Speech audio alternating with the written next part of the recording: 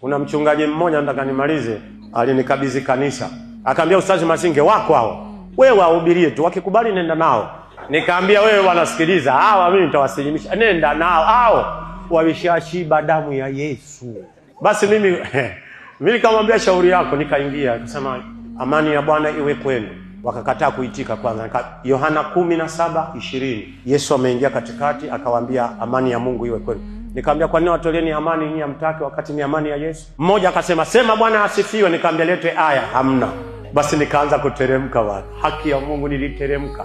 Nikasema Uislamu ni dini ya Allah. Mtu wa kwanza kwa Muislamu ni Adam, wa mwisho kabisa mtume wake ni Bwana Mtume Muhammad. Nikaanza kuwataja Adam, Hud, Saleh, Lut, Ibrahim, Ismail, Yakubu, Dhulkifil, Shuaib, Daud, Suleiman, Eliasa, Zakaria, Yahya. Nikateremka mpaka the last prophet from Allah, Bwana Mtume Muhammad. Nikaambia ukitaka kwenda peponi lazima ushike nguzo 5 za Uislamu. Bila kushika nguzo 5 za Uislamu basi wewe unakwenda motoni, kwa sababu Uislamu unasimama kwenye nguzo 5. Akasimama mchungaji mmoja akasemaje, unataka kutuambia Yesu alikuwa Muislamu? Nikamwambia ndiyo.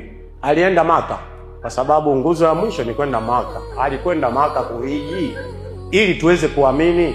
Nikasema kwenda Maka kuna sharti yake. Huwezi kwenda Maka hivi hivi. Kama lipi? 7:20 Mathayo.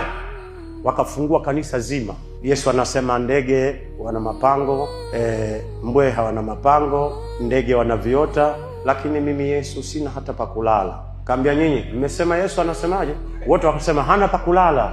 Nikaambia asiyekuwa na pa kulala ni tajiri maskini. Wakasema ni maskini. Nikasema Yesu hakwenda Maka kwa sababu alikuwa maskini.